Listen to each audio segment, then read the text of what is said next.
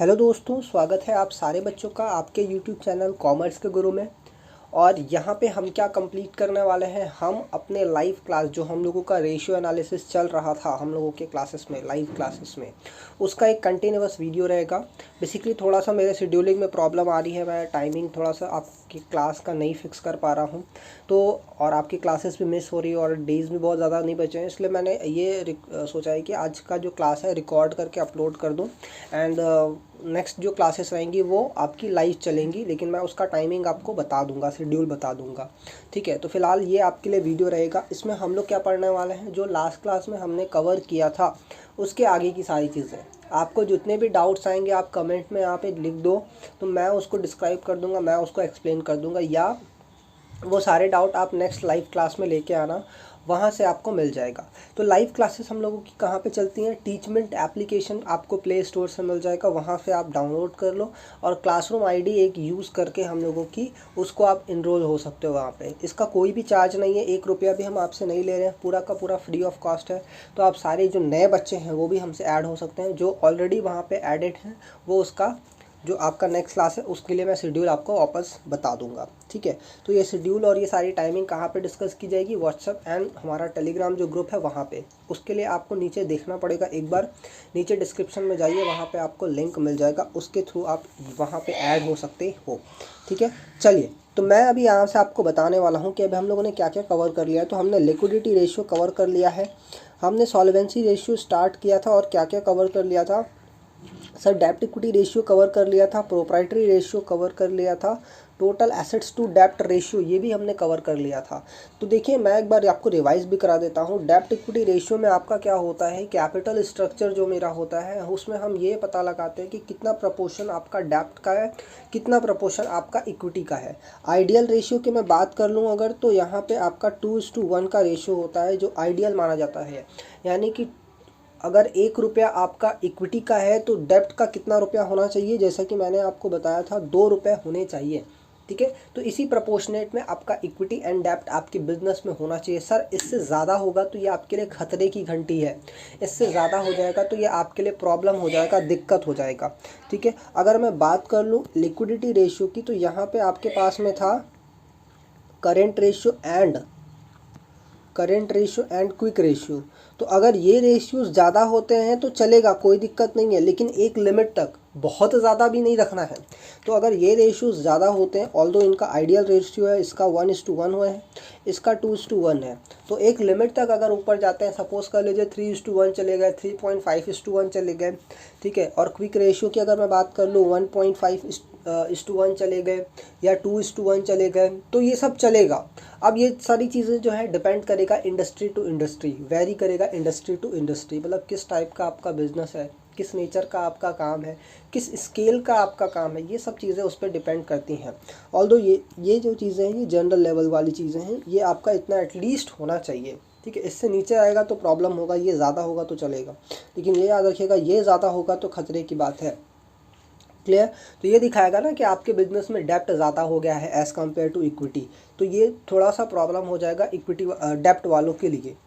फिर अगला पॉइंट आता है प्रोप्राइटरी रेशियो। ये बताता है कि जो मेरे टोटल एसेट्स हैं उसमें प्रोप्राइटर्स का कितना कंट्रीब्यूशन है, कितना परसेंटेज पैसा लगा हुआ है प्रोप्राइटर्स का। ठीक है, आपको मालूम है कि पूरा जो डेप्ट जो आपका कैपिटल एम्प्लॉयड होता है उसमें कुछ पोर्शन डेप्ट का भी होता है, कुछ पोर्शन इक्विटी का भी होता है, ये दोनों मिला के ही बनता है आपका कैपिटल स्ट्रक्चर। तो ये बताना है कि भाई टोटल एसेट्स में जो पैसे लगे हुए हैं, कैपिटल एम्प्लॉयड से जो पैसे आए थे, तो उसमें कितना पोर्शन इक्विटी का लगा हुआ है। उसके बाद आपका ये बताया जाएगा नेक्स्ट रेशियो में, टोटल एसेट्स टू डेप्ट रेशियो में। ये हम लोगों ने देखा था कि आपके डेप्ट को पे ऑफ करने के लिए आपके पास जो टोटल एसेट्स है वो कितना कैपेबल है। ठीक है, कितना कैपेबल है, ऐसे डेप्ट्स का कितने टाइम्स तक वो पेमेंट कर सकती है। ठीक है, तो ये भी हमने देखा था। अगर ये जो रेशियो है ये भी अगर ज़्यादा होता है तो बहुत अच्छी बात है। ठीक है, ये रेशियो भी ज़्यादा होगा तो अच्छी बात है। तो ये सब चीज़ें जो हमने क्या देखी, अगर ये दोनों रेशियो अगर ज़्यादा होते हैं तो अच्छी बात है, लेकिन ये वाली रेशियो जो है ज़्यादा होगी तो बुरी बात हो जाएगी। बच्चों एक चीज़ याद रखिएगा, ये चीज़, ठीक है, एग्जाम में क्वेश्चन इससे रिलेटेड आ सकता है। नेक्स्ट पॉइंट है बच्चों इंटरेस्ट कवरेज रेशियो। ठीक है, ये थोड़ा सा अलग रेशियो है, लेकिन बहुत ही सिंपल सा रेशियो है, बहुत ही एकदम सीधी सी बात करता है ये। आइए तो मैं बताता हूँ इंटरेस्ट कवरेज रेशियो क्या होता है। देखिए, ठीक है, चलो एक छोटा सा सीन हम लोग क्रिएट करते हैं, उससे हम लोग सारी चीज़ों को सीखेंगे। सपोज कर लीजिए ये पर्सन है मिस्टर ए, ठीक है। अब मिस्टर ए को बैंक से लोन लेना है, ये गए बैंक के पास। बैंक वाले से बोलते हैं कि आप मेरे को लोन दे दीजिए। इन्होंने मिस्टर ए ने बैंक वाले से क्या बोला, आप मेरे को लोन दे दीजिए। क्लियर। अब मिस्टर जो बैंक वाले हैं, बैंक वालों ने भगा दिया इनको, बोला हम क्यों लोन दें यार, तुम कौन हो, मैं तो तुम्हें जानता नहीं हूँ, ठीक है, मैं तो आपको जानता भी नहीं हूँ, मैं आपको क्यों लोन दूँ। क्लियर। और आपके पास इतनी हैसियत नहीं है कि आप हमसे लोन ले सको, क्योंकि मेरा इंटरेस्ट बहुत ज़्यादा है, मेरा जो इंस्टॉलमेंट है वो बहुत ज़्यादा है। अभी मैं इंटरेस्ट की ही बात करता हूँ। तो इन्होंने क्या बोला, मैं बैंक वालों ने मिस्टर ए को ये बोला कि मेरा जो इंटरेस्ट है ना वो बहुत ज़्यादा है, आप पे नहीं कर पाएंगे। क्लियर। तो मिस्टर ए को ऐसा बोल के उन्होंने भगा दिया, मिस्टर ए को ऐसा बोल के उनको रिटर्न कर दिया। क्लियर। तो अब मिस्टर ए जो है वापस से आ गए, मतलब वापस आ गए। क्लियर। वो नाराज़ हो गए, गुस्सा हो गए इस बात से। फिर उन्होंने क्या किया, अपना बुक्स ऑफ अकाउंट बनाया, उन्होंने अपनी प्रॉफिट एस्टिमेट की। क्या एस्टिमेट की, अपनी प्रॉफिट, ठीक है।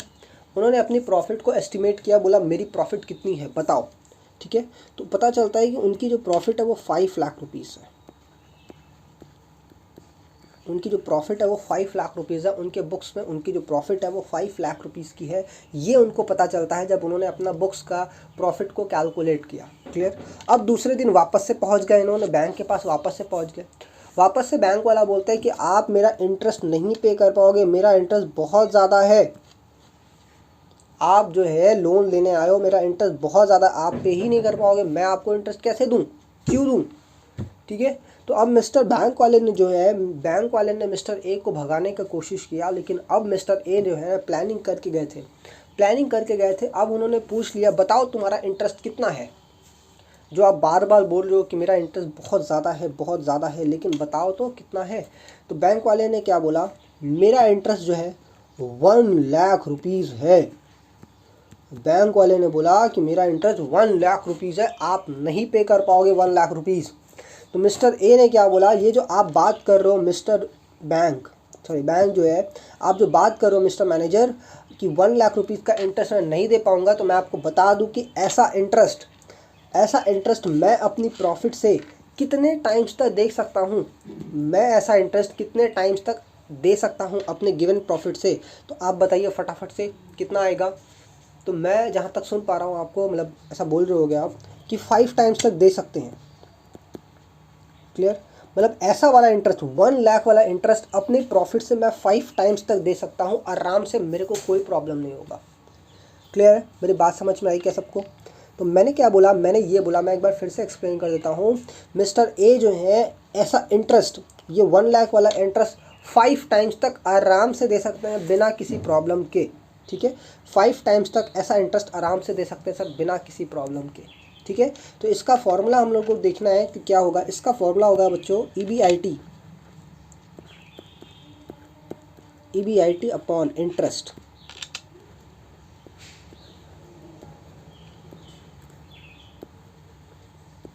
क्लियर। इसको बोलते हैं ICR, इंटरेस्ट कवरेज रेशियो। ठीक है। तो ये बताता है कि जो बैंक वाला है या फिर जितने भी मेरे डेप्ट हैं उनका जो इंटरेस्ट है, हम अपनी अवेलेबल प्रॉफिट से कितने टाइम्स तक इंटरेस्ट दे सकते हैं। और यहाँ पे जो अवेलेबल प्रॉफिट है वो कौन सी रहेगी बच्चों, इंटरेस्ट के पहले। तो earning before interest and tax. अगर आप इंटरेस्ट माइनस कर दोगे तो फिर उसके बेसिस पे कैसे कैलकुलेट करोगे, तो ये तो दिक्कत हो जाएगी। तो इंटरेस्ट के पहले आपको चेक करना है कि आपके पास कितना प्रॉफिट है कि आप उस जैसे इंटरेस्ट का पेमेंट कर सकते हो। ठीक है। तो ये भी आपको दिखाता है कि आप कितने कैपेबल हो अपने डेप्ट को बियर करने के लिए, अपने डेप्ट के इंटरेस्ट को बियर करने के लिए। ठीक है। तो देखिए बहुत ही अच्छा सा ये रेशियो है। क्या बोलता है, it is a ratio which deals with the servicing of interest on long term डेप्ट। It measures of security of the interest payable on long term debts. ठीक है। अब ये खुद ही बताओ, ये जितना ज़्यादा होगा बैंक वाला उतना ज़्यादा खुश हो जाएगा। जितना ज़्यादा होगा उतना ज़्यादा बैंक वाला खुश रहेगा कि यार ये बंदे के पास तो प्रॉफिट है, ये आराम से मेरे को इंटरेस्ट दे सकता है, कोई प्रॉब्लम नहीं आएगी। लेकिन अगर यही रेशियो कम रहेगा, सपोज़ कर लीजिए उसका इंटरेस्ट आता है 1 लाख रुपीज़ एंड उसके पास जो प्रॉफिट आ रही है वो आ रही है 1,50,000 रुपीज़, अगर ICR में अगर कैलकुलेट करो तो ये 1.5 टाइम्स आएगा, ठीक है, 1.5 टाइम्स आएगा। तो इट मीन्स बैंक का इंटरेस्ट रिस्की जोन में है, क्योंकि देखिए इतना कम है, एक तो पहली बार इतना कम है ICR, मतलब profit as compare to interest बहुत ही कम है, ठीक है। तो ये रिस्की रहेगा थोड़ा सा। अगर मान लेते हैं ठीक है इस बार तो हमें इंटरेस्ट मिल जा रहा है, लेकिन नेक्स्ट टाइम मिलेगा या नहीं मिलेगा, आपका प्रॉफिट कम हो गया तो, ठीक है, तो ये इश्यूज़ आएंगे, क्लियर, ये इश्यूज़ आएंगे। It expresses the relationship between the profit available for the payment of interest and the amount of interest payable, ठीक है। तो प्रॉफिट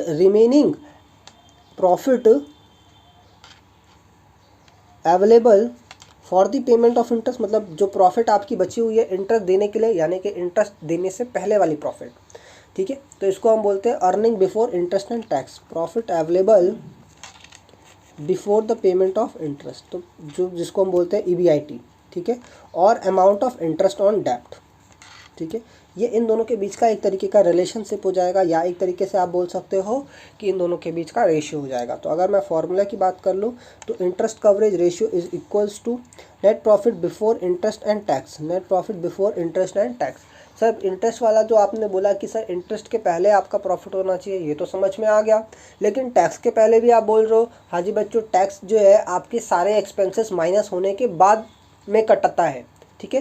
तो सारे एक्सपेंसेस माइनस होने के बाद हम टैक्स डिडक्ट करते हैं, जो रिमेनिंग अवेलेबल प्रॉफिट रहेगा वो, क्लियर। तो अगर आपने इंटरेस्ट ऐड कर दिया, यानी कि एक्सपेंसेस अभी ऐड किए हुए हैं, ये अभी नेट प्रॉफिट नहीं आया है टैक्स को कैलकुलेट होने के लिए। मैंने क्या बोला, मैंने इस तरीके से बोला कि मैंने अभी क्या लिया है, मैंने EBIT लिया, अब इसमें से इंटरेस्ट आप माइनस कर दोगे तो जो बचेगा अब इसमें से टैक्स कटेगा, यानी कि अर्निंग बिफोर टैक्स। अब इस पे आप टैक्स कैलकुलेट करोगे, इस वाले प्रॉफिट पे आप टैक्स कैलकुलेट करोगे, लेकिन अभी तक एक्सपेंसेस माइनस हुए ही नहीं है, तो आप टैक्स कैसे कैलकुलेट कर लोगे। तो टैक्स आपको कैलकुलेट अभी नहीं करना है, यानी कि टैक्स के पहले और इंटरेस्ट के पहले वाली जो प्रॉफिट रहेगी उसको आप कंसिडर करोगे, और डिवाइड किससे कर दोगे, interest payable on long term डेब्ट, ठीक है। तो ऐसा करने से आपके पास में क्या आ जाएगा, ICR, यानी कि इंटरेस्ट कवरेज रेशियो, क्लियर। तो अब इसका हम लोगों ने जब देखा था हम लोगों ने, तो 5 लाख हमारी प्रॉफिट थी मिस्टर A की, और बैंक वाले का जो लोन का इंटरेस्ट था वो था 1 लाख रुपीज़। तो यहाँ पे हमने देखा था कि 5 टाइम्स तक हम इंटरेस्ट आराम से दे सकते हैं, ठीक है। अब देखिए इसका सिग्निफिकेंस क्या है, इसका इंपॉर्टेंस क्या है। It refers the number of times interest on long term is covered by the profit available for the payment of interest. A higher ICR ensures the safety of interest on डेब्ट, ठीक है। तो सीधी सी बात है, ये क्या दिखाता है कि उतने टाइम्स तक जितना आपका जो प्रॉफिट है वो कवर कर सकता है आपके इंटरेस्ट वाले एक्सपेंस को, ठीक है। ये जितना ज़्यादा होगा उतना ज़्यादा अच्छा है, उतना ज़्यादा सेफ रहेगा सामने वाला लेंडर, ठीक है।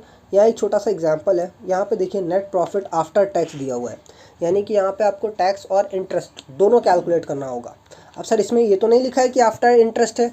बच्चों ये एक चीज़ याद रखिएगा, टैक्स कैलकुलेट होने के बाद ये प्रॉफिट आई है, इट मीन्स इसमें से ऑलरेडी इंटरेस्ट माइनस हो गया है, क्योंकि बिना इंटरेस्ट माइनस किए प्रॉफिट पे हम लोग टैक्स देंगे ही नहीं। तो पहले इंटरेस्ट माइनस होता है, देन उसके बाद टैक्स माइनस होता है।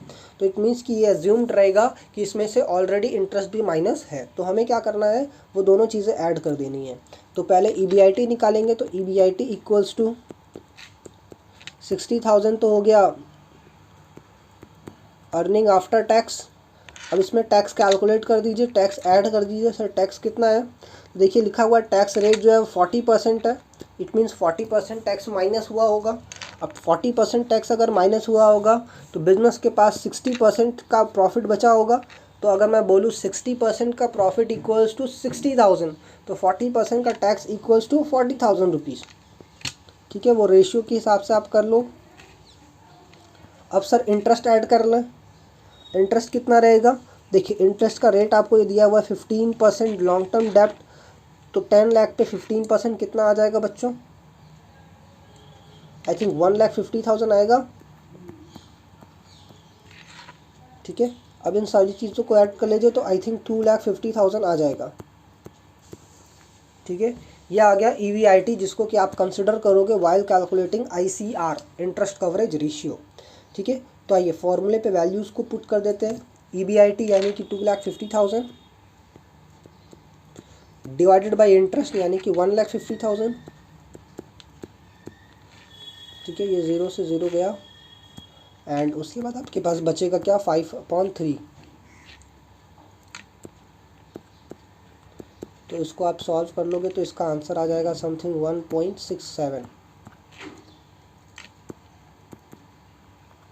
तो ये आपके लिए आंसर हो जाएगा। क्लियर है सबको?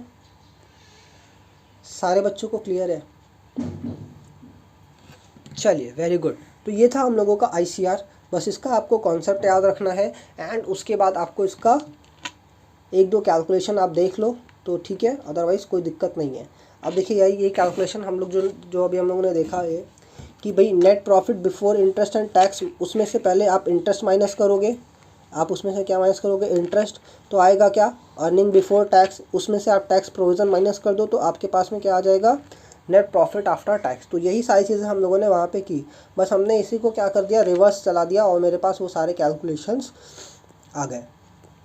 ठीक है, अब इसमें और भी कई आपको क्वेश्चंस दिए हुए हैं जिसको कि आप सॉल्व करोगे अपने प्रैक्टिस के लिए। और अभी हम लोग आगे चलते हैं एक्टिविटी रेशियो की तरफ। ये भी कुछ क्वेश्चंस आप लोग देख लोगे, प्रैक्टिस कर लोगे। ये PDF में आपको सारी चीज़ें मिल जाएंगी। इसमें कई सारे MCQ क्वेश्चंस हैं आपके लिए एंड उसके बाद जो है आपका, चलिए बहुत बढ़िया। तो यहाँ से अभी हम लोग देखते हैं, यहाँ से कुछ क्वेश्चंस टॉपिक हम लोग देखेंगे। अब यहाँ से मेरा स्टार्ट होता है एक नया हेडिंग जिसको बोलते हैं एक्टिविटी और टर्नओवर रेशियो। ठीक है, इसको ऑपरेटिंग रेशियो भी बोला जाता है। बेसिकली ये बिज़नेस के ऑपरेशन के बारे में बताता है कि मेरा जो बिज़नेस है वो कितना अच्छा काम कर रहा है या क्या परफॉर्मेंस है, एफिशिएंसी है या नहीं है। ठीक है, तो ये सारी चीज़ें हम लोग दिखाता है कि मेरा मैनेजमेंट प्रॉफिटेबल है या नहीं है, मेरा मैनेजमेंट अच्छे से काम कर रहा है या नहीं कर रहा है। तो ये सारी चीज़ें हम लोग यहाँ वाले रेशियो से देखेंगे। ठीक है, अब इसमें क्या क्या आपको कैलकुलेट करना है, यहाँ पे आपको 4 चीज़ें कैलकुलेट करनी होगी। इन्वेंट्री टर्नओवर रेशियो जिसको इन शॉर्ट हम लोग ITR बोलते हैं। फिर ट्रेड रिसीवेबल टर्नओवर रेशियो जिसको कि आपको डेटर टर्नओवर रेशियो भी बोला जाता है। फिर उसके बाद आएगा ट्रेड पेबल टर्नओवर रेशियो, इसमें आपको क्रेडिटर्स टर्नओवर रेशियो भी बोलते हैं। देन उसके बाद लास्ट में आपका क्या रहेगा, वर्किंग कैपिटल टर्नओवर रेशियो। ठीक है, तो ये बताएगा कि आपका वर्किंग कैपिटल का एफिशिएंसी कैसा है। ठीक है, तो ये सारी चीज़ें आपको यहाँ पे देखनी है। ये 4 रेशियोज आपको देखने हैं। सबसे पहली बात मैं अगर करूँ तो इन्वेंट्री टर्नओवर रेशियो, ये देखिए होता क्या है। सबसे पहले मैं बात एकदम सिंपल सी बात बता दूँ, ये होता क्या है। ठीक है, थोड़ा सा इसका कॉन्सेप्ट मैं आपको बताता हूँ तो ताकि आपको समझने में ईजी पड़ेगा। ठीक है, चलिए देखिए, कोई भी पर्सन अगर बिजनेस कर रहा है, सपोज कर लीजिए वो मैन्युफैक्चरिंग कर रहा है या रिटेलिंग कर रहा है या होलसेल कर रहा है। ठीक है, सपोज कर लीजिए मैं रिटेल की बात कर लूँ। रिटेल बिजनेस में बच्चों क्या होता है कि हम क्या करते हैं, बहुत एकदम बेसिक सी बात बता रहा हूँ। वहाँ पे सपोज कर लीजिए मैं चिप्स बेचता हूँ। ठीक है, मैं चिप्स बेच रहा हूँ, मैं लेस बेच रहा हूँ। तो मैंने ये लेस का पैकेट ख़रीदा होलसेलर से और मैंने इसको अपने शॉप पे यहाँ पे सजाया। क्लियर? अब उसके बाद मैं क्या करूँगा, इसको सेल कर दूँगा कस्टमर को। ठीक है, कस्टमर ये परचेस कर लेगा। क्लियर? मेरी बात समझ में आ रही है आपको? तो सपोज़ कर लीजिए हमने इसको परचेज़ किया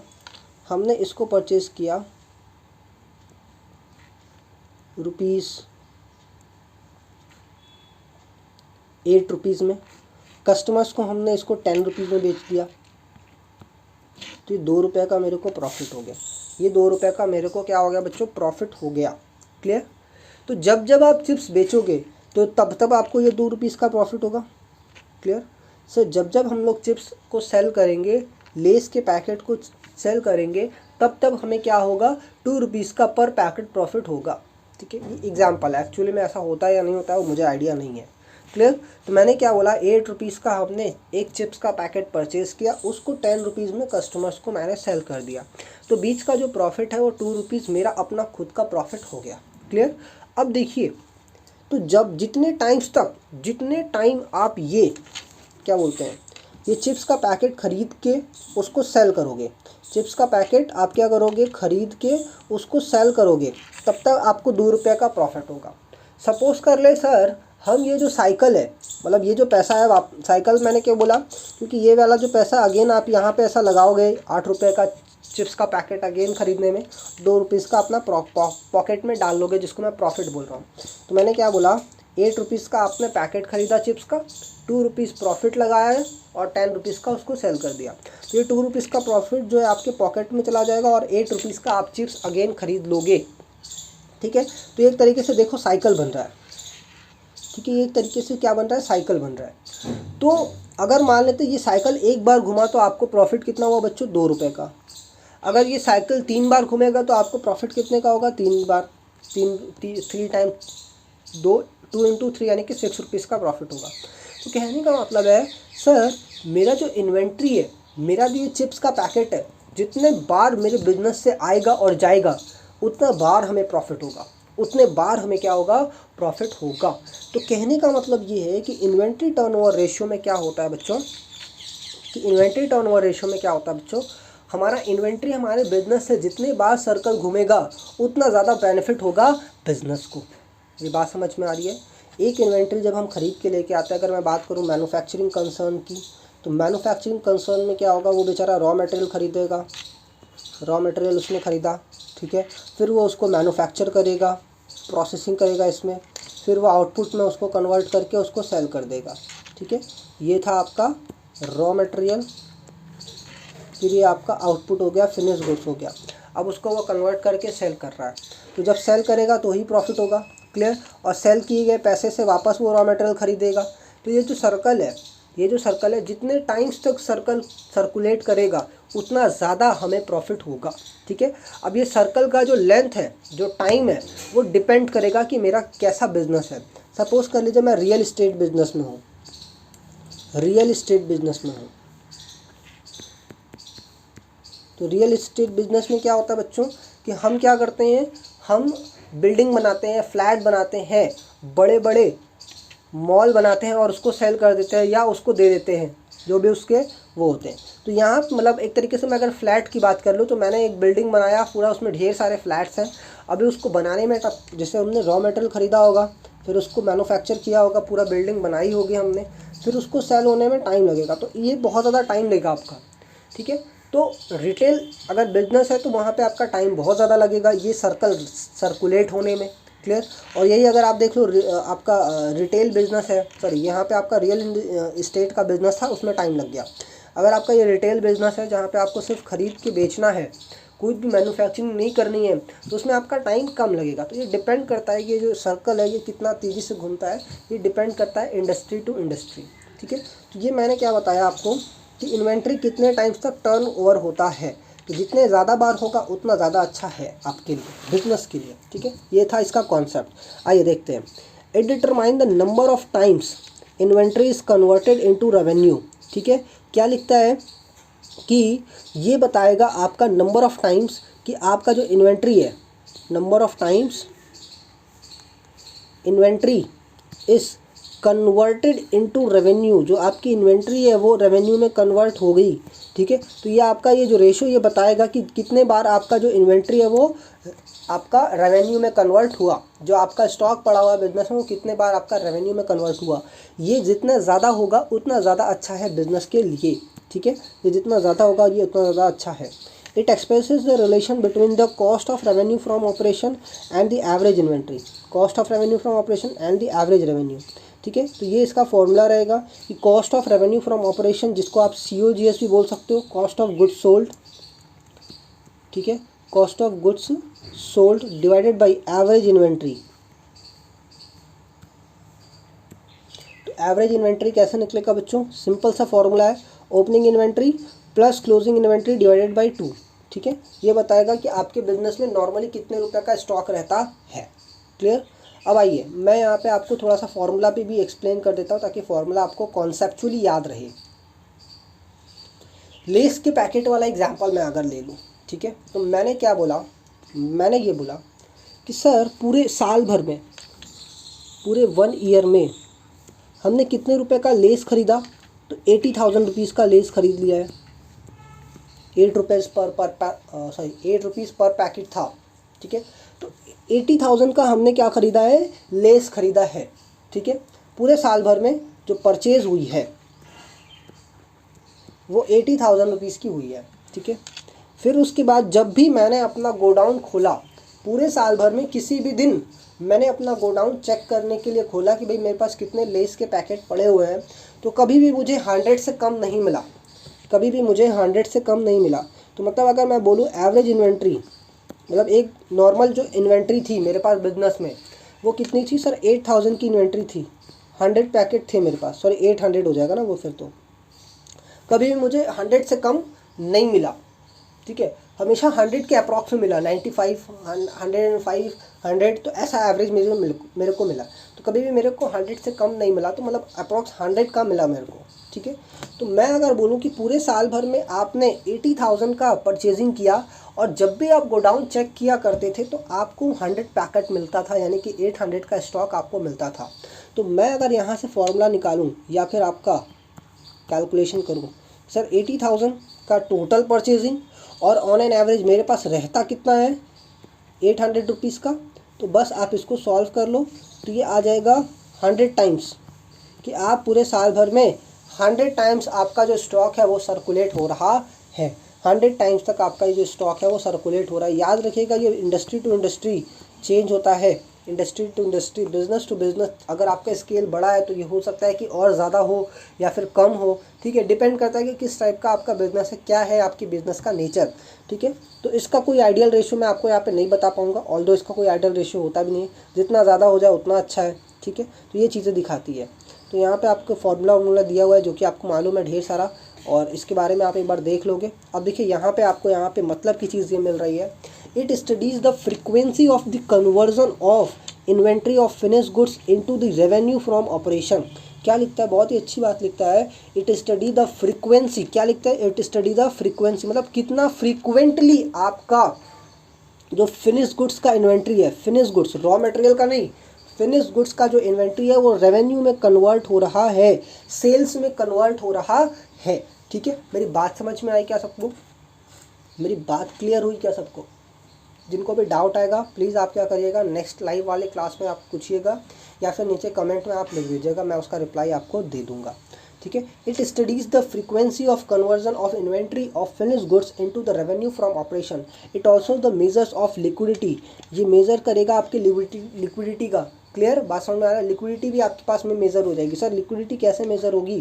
देखिए, आप 100 टाइम्स तक बेचते रहो, इसका मतलब एक बार में बेचने में आपको कितना पैसा मिल रहा है? अरे ये 100 टाइम में आपका सर्कुलेट हो रहा है ना, तो इससे लिक्विडिटी आपके पास ये पता चल जाएगी कि मतलब आपके पास लिक्विडिटी ज़्यादा रहती है, मतलब आपका जो स्टॉक आ रहा है वो तुरंत बिक जा रहा है, आपका जो स्टॉक आ रहा है वो तुरंत बिक जा रहा है। अब अगर मैं बात कर लूँ, देखिए अब अगर मैं बात करूँ, देखो 100 टाइम्स कहने का मतलब है कि आपका एक इन्वेंट्री आया बिक गया, एक इन्वेंट्री आया सेल हो गया, एक बार इन्वेंट्री आया सेल हो गया। तो ये जो इन्वेंट्री है ये पूरे साल भर में आया और गया कितनी बार हुआ? ये सर्कल जो है कितनी बार सर्कुलेट हुआ? सर 100 बार सर्कुलेट हुआ है, 100 बार सर्कुलेट हुआ है, ठीक है। तो अगर मैं यहाँ पे बोलूँ कि सपोज कर लीजिए आपका जो डेज होता है साल भर में 360 होता है, मतलब ऑन एन एवरेज 360 होता है, या इसको 365 ही ले लो आप, और जो मेरा इन्वेंट्री है वो 100 टाइम्स तक रिपीट हो रहा है, ठीक है, 100 टाइम रिपीट हो रहा है। तो इसका मतलब मैं एवरेज निकाल सकता हूँ कि एक इन्वेंट्री 3.65 डेज मेरे बिजनेस में थी, ठीक है, 3.65। तो इसी को बोलते हैं बच्चों average age of inventory, average age of inventory, ठीक है। तो इसको क्या बोलते हैं? Average age of inventory. मैं यहाँ पे लिख देता हूँ, एवरेज एज ऑफ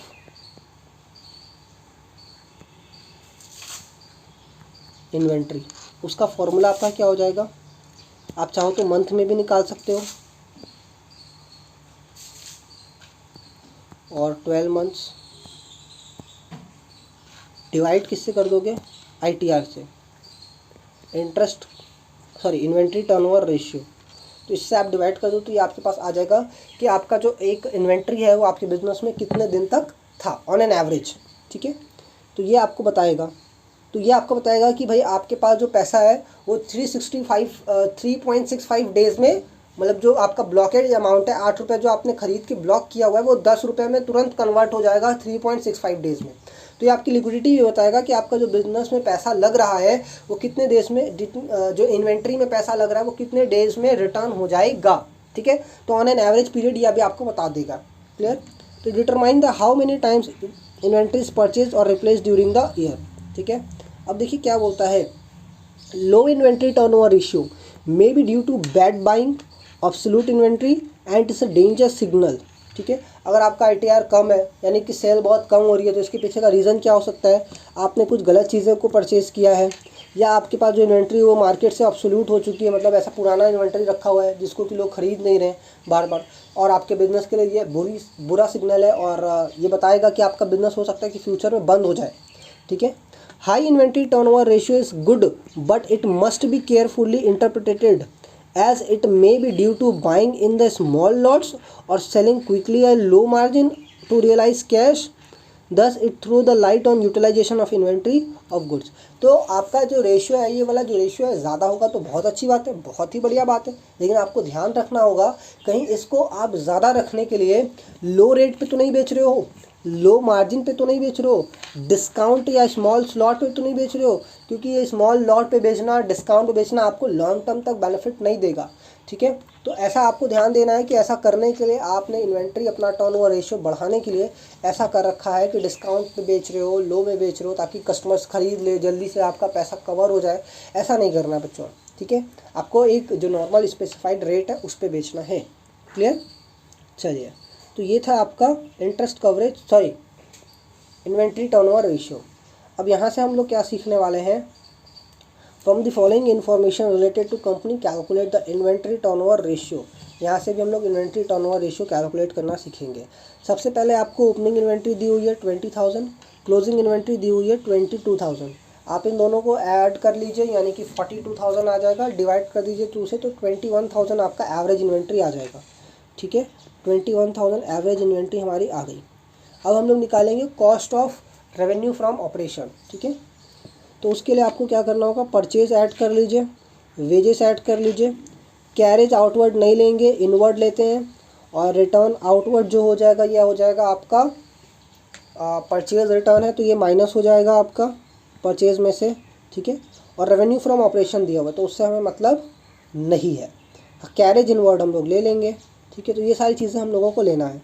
क्या क्या लेना है, 80,000 प्लस 89 हो गया, ये 89 में से आपने 1 माइनस कर दिया, 88 प्लस 4 92,000, ठीक है।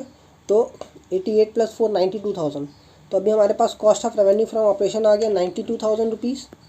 डिवाइड कर दीजिए आप 21,000 से जो कि एवरेज इन्वेंट्री है, इसको आप कैलकुलेट कर लीजिए। 3 से तो जाएगा नहीं, ये डायरेक्ट आप इसको डिवाइड करना होगा आपको। तो 2 टाइम्स 3 टाइम्स 4 टाइम्स में भी चला जाएगा, जी हाँ 4 टाइम्स में भी चला जाएगा। मैं इसको एक सेकंड डिवाइड कर लेता हूँ। तो डिवाइड अगर आप करो तो ये 4 टाइम्स में जाएगा, 484 हो जाएगा, फिर ये 8 बचेगा,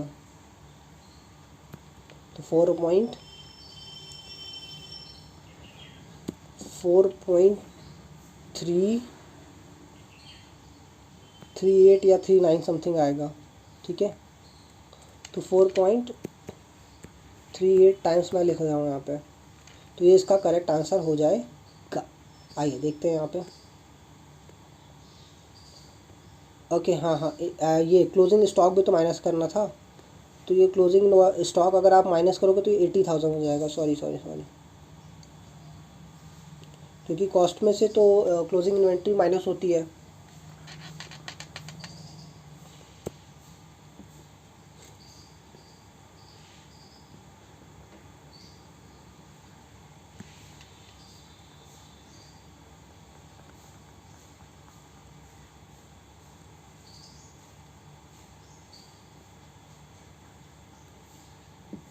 तो इसको मैं यहाँ पे लिख देता हूँ 80,000, ठीक है। 80 लिखेंगे या 70 लिखेंगे, 70,000 लिखेंगे ना, क्योंकि आपका 22,000 माइनस हो रहा है, तो ये 70,000 माइनस होगा। अब आप इसको यहाँ पे डिवाइड कर लीजिए। एक सेकेंड बच्चों, मैं एक बार फिर से चेक कर लेता हूँ। ओके, ओपनिंग स्टॉक प्लस भी तो होगा। जी हाँ, ओपनिंग स्टॉक प्लस भी तो होगा, तो अगेन ये 90,000 ही रहेगा, ये आपका 90,000 रहेगा। आइए, तो 90,000 में ऐसे कर लेता हूँ, 21,000 ये हो गया।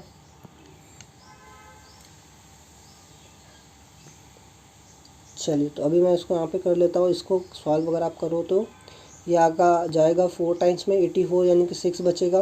तो 6 ज़ीरो हो गया ना, तो ये आपका 2 टाइम्स 3 टाइम्स में चला जाएगा, नहीं 2 टाइम्स में 3 टाइम्स में नहीं जाएगा, 2 टाइम्स में जाएगा। 42 माइनस कर दी तो 18 आ जाएगा। तो अप्रॉक्स ये 8 समथिंग बचेगा, मतलब वो बचेगा, ज़्यादा ही बचेगा उसके बाद। तो मैं इसको 8 9 बोल सकता हूँ, आप इसको 9 भी बोल सकते हो। तो 4.29 समथिंग ये आपका आंसर आ जाएगा। ठीक है, तो इस तरीके से आपको इसको कैलकुलेट करना है अगर क्वेश्चन एग्जाम में आते हैं तो। क्लियर? और दो कॉन्सेप्ट आपको पता होना चाहिए कि कैसे ये कैलकुलेट हो रहा है, क्या इसका मोटिव है कैलकुलेट करने का, ये सारी चीज़ें। क्लियर? तो आई थिंक इसमें आपको कोई भी दिक्कत नहीं आई होगी। तो अभी तक के लिए हम लोग आज की क्लास में इतना ही रखते हैं। दैन उसके बाद जो रहेगी, हम लोग कल वाली क्लास जो रहेगी, हम लोग कोशिश करेंगे कि लाइव क्लास रखें। मैं आपको एक बार टाइम शेड्यूलिंग करके बता दूंगा। ठीक है, तो थैंक यू फॉर वॉचिंग। अब हम लोग मिलते हैं नेक्स्ट वाले क्लास में।